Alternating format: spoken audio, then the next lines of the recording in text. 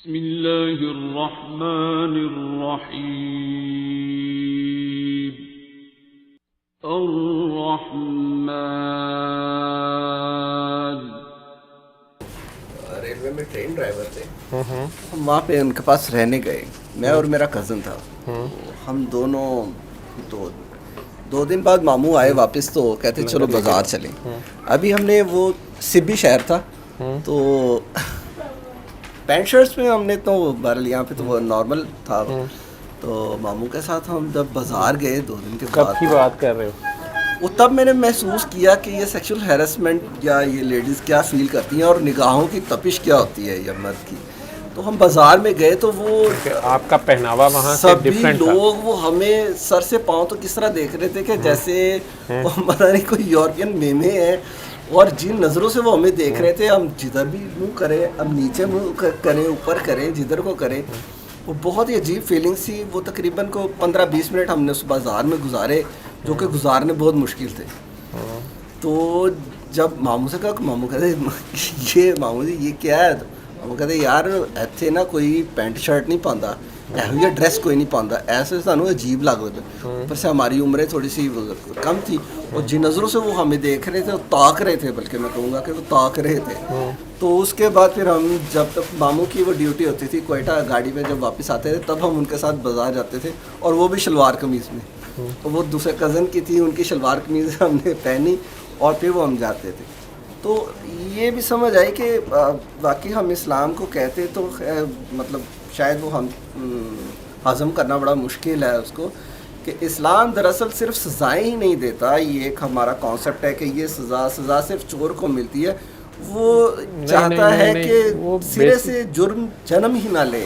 नहीं, वो basic concept जो है वो चूँकि सिर्फ और सिर्फ वो डंडा सज़ाएं वो उधर को ले जाया गया या हो गया, या लोग ये समझते हैं।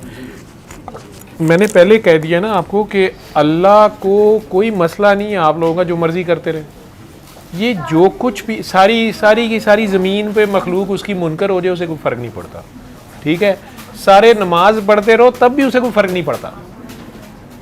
मैं नहीं मानता कि उसे कोई फ़र्क पड़ता है।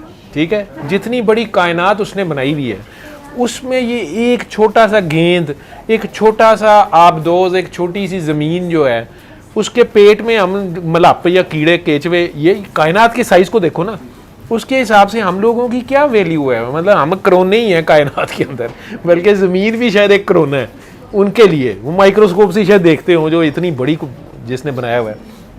शायद एक ब्लैक होल है जिसमें हमें जो नज़र आ रहा है ये एक ब्लैक होल की दुनिया है, इससे बाहर क्या हमें नहीं पता। अब इस सारे के बावजूद ये तो उसकी शान है कि वो हम में से हर एक से इंडिविजुअल, बल्कि वो कहता है कि ज़मीन की तह में जो कीड़ा है उसकी चाल तक से भी मैं वाकिफ़ हूँ, पत्ते के हिलने से भी, और उसकी खुराक का भी ख्याल रखता है, और उसने रखा हुआ है। तो वो इतनी माइटीएस्ट फोर्स है, उसको अगर मैं या हयो या क़य्यूम कहता रहूँ तो मेरे कहने से थोड़ा वो कायम हो रहा है, या मेरे कहने से वो ज़िंदा हो रहा है। हाँ, ये मैंने कहना है तो फिर मैंने कायम होना है और मैंने ज़िंदा होने का सबूत देना है। ठीक है, सिमिलैरिटी जब हम आपस में हैं तो एक मतलब ये अब अंडरस्टूड सी बात है। मैंने आप में से कभी किसी लड़के को, मर्द को कहा हो या औरतों को कहा हो कि नहीं तुम लोग सिर्फ इधर बैठो और तुम लोग सिर्फ इधर बैठो, मैं तो बाद में आता हूँ। आप लोग खुद ही एक साइड पे इधर बैठे होते हो, इधर बैठे होते हो। थोड़े ज़्यादा मॉडर्न हो जाओगे तो इकट्ठे भी बैठोगे। हमारे दौर में मेडिकल कॉलेज में लड़कियाँ अलहदा बैठती थी, लड़के अलहदा बैठते थे। अब मैं लेक्चर पढ़ा रहा होता हूँ और सब मिक्स बैठे होते हैं। हाँ, हालात इतने ख़राब भी हो गए हैं कई बार कि कई बार उनमें से वो बड़े ज़्यादा फ्री हो जाते हैं, जिसे पब्लिक डिस्प्ले ऑफ अफेक्शन कहते हैं, PDA। वो भी कुछ कॉलेजेस और स्कूलों से ये शिकायतें मिली हैं या हुई भी हैं और वाक़यात भी हैं और होता भी है कि जी वो काका जी ने काकी को ऐसे पकड़ के बैठा हुआ है। अब उस काकी ने सोचना है कि वो किन माँ बाप की बेटी है, उन्होंने उसे किधर भेजा हुआ है। ठीक है, मेरे बच्चे भी अगर बड़े होके, बालिग होके, या किसी के भी बच्चे बाहर जाके कुछ भी करते हैं, अगर उनके माँ बाप ने उन्हें बताया भी था, सिखाया भी था, सही भी बताया था, उसके बावजूद अगर वो खुदा न खास्ता गलतियाँ करते हैं, गलत राह पे चलते हैं, ब्लेम माँ बाप पे भी आता है। मुआशरे में आपस में भी ये सारी चीज़ों पे बिगाड़ पैदा होता है ना। ठीक है, बाप हराम कमा के ला रहा है। कल का दूसरा मेरा पेशेंट एक था, वो भी बैठा यही मेरे से बातें करी जा रहा था कि मेरे 2 बच्चे थे, दोनों को मैंने अमेरिका पढ़ने भेजा है, बेटा बेटी दोनों ही। ठीक है, और वो जी एक का MIT में हुआ था और एक का आईवी लीग की यूनिवर्सिटीज़ में, मतलब वो ये बोल रहे थे। अब वो खुद ही कह रहे थे कि मैंने वापडा में से जो कमाई थी ना डॉक्टर साहब मेरी, मुझे लग रहा है कि उसका अब रिज़ल्ट आ रहा है। तो वो लड़का वहाँ जाके जो है, यहाँ से तो उसके बड़े ज़बरदस्त ग्रेड्स थे और बीएससी तक, तो वहाँ जाके उसने यानी क्लब पार्टी ड्रग्स शुरू कर दी हैं। ऊपर से वो साइकेट्रिक पेशेंट हो गया, उन्होंने उसको यानी फ़िलहाल यूनिवर्सिटी ने भी उसको कन्फाइन कर दिया कहीं, और उसका इलाज हो रहा है कि जब तक ये सही नहीं होगा उसने कोई हरकतें ऐसी। लड़की है वो वहाँ से ये ज़िद कर रही है कि नहीं मैंने शादी कर ली है, ठीक है। अब उसने किसी बिल्कुल ही वो कह रहे हैं कि डॉक्टर साहब कोई मतलब नेग्रू है कोई, ठीक है, वो एथिस्ट है, वैसे वो नाम से वो क्रिश्चियन है, लेकिन वो तो सीधा कहता है कि मैं रिलीजन को नहीं मानता। अब इनकी बच्ची ने उससे शादी, वो तो कह रही है मैंने कर ली है, मतलब we are living in relationship, शादी की ज़रूरत नहीं है।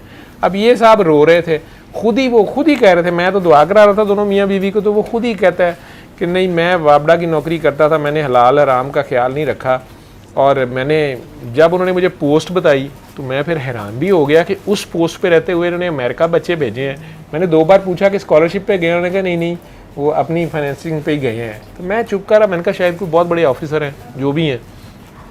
अब वो जो बता रहे थे जिस पोस्ट पे जो उनकी आमदन थी, मैंने तो नहीं बात की, उन्होंने खुद ही रोना, दुआ के बाद उन्होंने रोना शुरू कर दिया। उन्होंने कहा कि मुझे मेरा जवाब मिल रहा है, मैंने शायद उन्हें रिस्क हलाल पे नहीं पाला और ये मेरे साथ हुआ है और ये ऐसे हुआ है वैसे हुआ है। मैंने कहा जी मैं तो उस पर कोई नहीं बोला। आपने रिज़्क कमाते वक्त पैसे की करप्शन जो वो बात कर रहा था जैन, तो पैसे की करप्शन भी आपने मुल्क का रेप किया ना, ये माँ है, ठीक है, या आवाम या किसी का भी आपने रेप ही किया ना, ज़बरदस्ती किया आपने। तो आपने जो भी अपने इख्तियारात को यूज़ करते हुए मैनिपुलेट करते हुए पैसा कमाया था, वो जिन बच्चों के लिए कमाया था वो बाहर चले गए हैं। अब उन्होंने कोई वो खुद ही कह रहा था कि जी वो लड़का जो है वो, फिर उसने फट पड़ा तो उसने कहा जी लड़का जो है वो होमोसेक्सुअलिटी में इन्वॉल्व हो गया, ठीक है। तो उसके तो यहाँ तो वो बिल्कुल और था, मैं तो पागल हो गया हूँ, अमेरिका से क्यों पढ़ाया, फलाना किया, ये किया। तो माँ उसकी बस वो रोई जा रही थी जो बीवी थी, और उस औरत के देख के मैं चुप था कि ये उसके बोली कुछ नहीं थी, कोई इंप्रेशंस नहीं थे। जब वो चुप किया तो उसने बस इतना कहा कि डॉक्टर साहब जब मैं ब्याह के आई थी मेरी इनसे सारी ज़िंदगी एक लड़ाई रही है। मैं इन्हें कहती थी कि आप थोड़े ले आएँ लेकिन मैं उसमें गुजारा करके दिखाऊंगी, लेकिन आप रिस्क हराम ना घर में लाएं। तो ये सारी ज़िंदगी मेरा मजाक उड़ाते रहे। इन्होंने मेरा नाम मौलवी रखा हुआ था।